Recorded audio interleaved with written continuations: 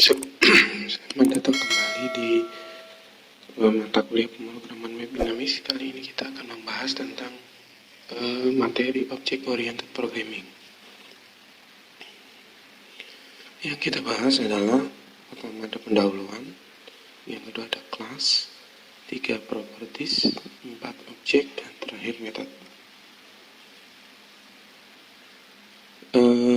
Sekarang karena kita bahas tentang OOP, maka kita harus tahu dulu konsep OOP itu seperti apa.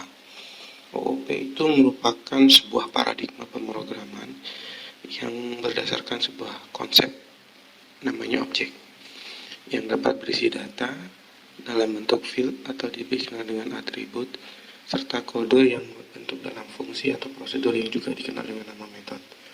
Semua data dan fungsi di paradigma dibungkus dalam kelas atau objek-objek.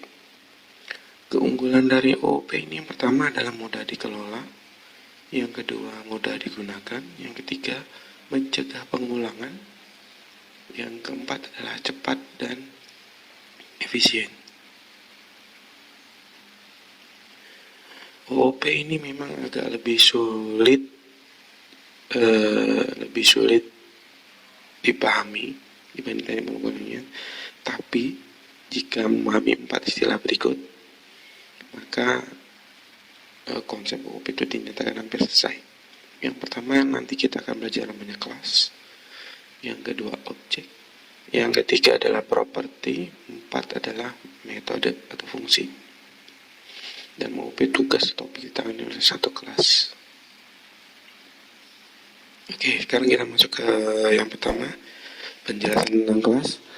Kelas adalah bagian dari kode yang menjelaskan apa yang perlu kita simpan, atau nanti dikenal properti, atau jenis operasi apa sih yang perlu kita lakukan dengan data, atau metode yang disimpan. Kalau diibaratkan ya, kelas itu seperti blueprint, jadi cetaknya masih cetakannya lah. Di sini ada rumah. Nah, ini diilustrasikan adalah blueprint rumah.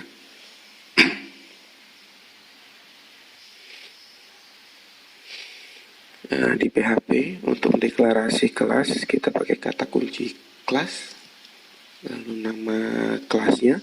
Di sini ada contohnya misalnya class house. Lalu di dalam ada kasih kurung kurawal. Nah, di tengah kurung kurawal itu kita tulis kodenya.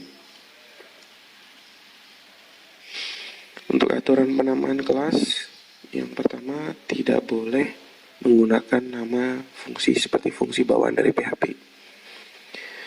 Seperti misalnya for atau nanti ada while, jangan, dihindari. Yang kedua, harus dimulai dengan huruf atau garis bawah. Jadi nama awalnya harus dimulai dengan huruf atau garis bawah. Yang ketiga, dapat memiliki huruf, angka, atau garis bawah setelah karakter pertama. Yang keempat, ini saran yang boleh diikuti atau tidak, terus sebaiknya diikuti. Nah, mulailah nama kelas dengan karakternya yang huruf besar. Nah, jika memiliki lebih dari satu kata, maka gunakan huruf kapital untuk setiap huruf pertama kata. Jadi untuk mempermudah nanti kita dalam melakukan pengkodean. Lalu istilah yang kedua ada properti. Kelas, kalau tadi penjelasnya kelas adalah memiliki variabel di dalamnya. Nah, variabel itu disebut properti. Properti adalah variabel PHP normal yang ada dalam tipe data apapun, misalnya integer, string, array, object, dan lain-lain. Di kelas, sebelum mendeklarasikan variabel, kita itu harus menambahkan kata kunci visibilitas untuk menentukan nama variabel di variabel tersedia. Anda akan mempelajari lebih lanjut tentang ini nanti. Nah, untuk yang pelajari kita perlu ingat menambah kata kunci public depan variabel. Kata kunci public ini membuat variabel kita tersedia untuk di mana saja, maksudnya di mana saja ini ya, di semua kelas nanti bisa pakai gitu. Karena sifatnya public. Diilustrasikan misalnya contoh seperti ini, ada rumah, I'm a green, rumah warna hijau, tapi saya tidak punya jendela. Lalu ada rumah merah, warna merah yang punya jendela. Jadi itu ciri. Kalau paling gampangnya, properti itu adalah ciri dari kelas.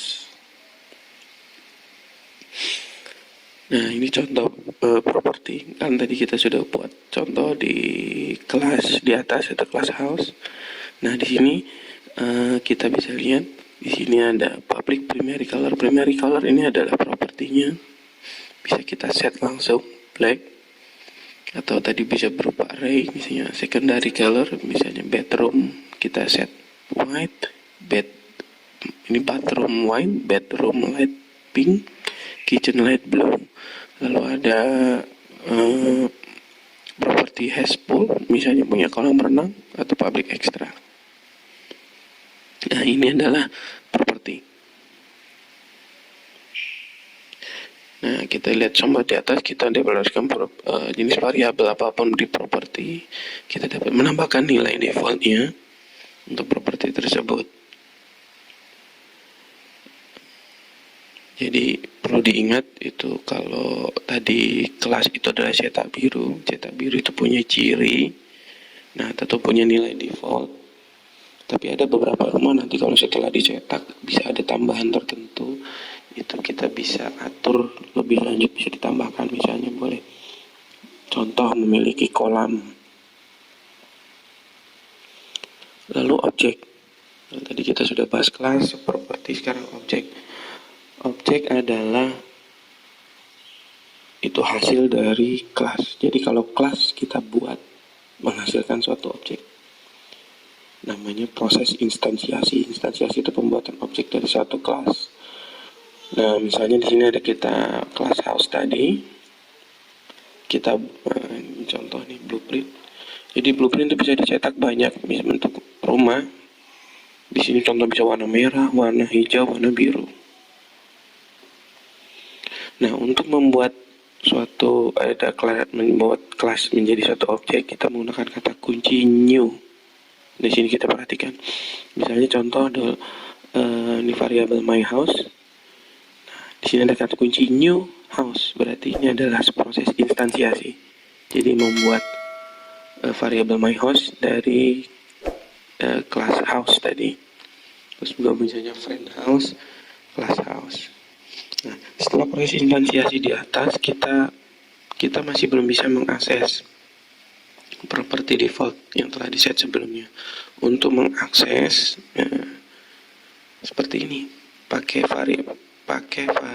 operator ini, ya, strip kurang lebih dari.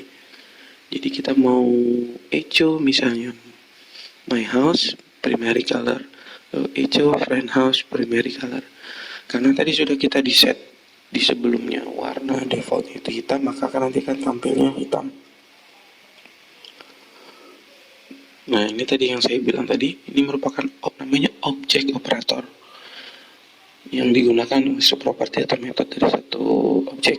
Selain itu juga kita bisa, nah di sini kita bisa juga set tadi nilai defaultnya kita ganti biar jadi nilai yang unik.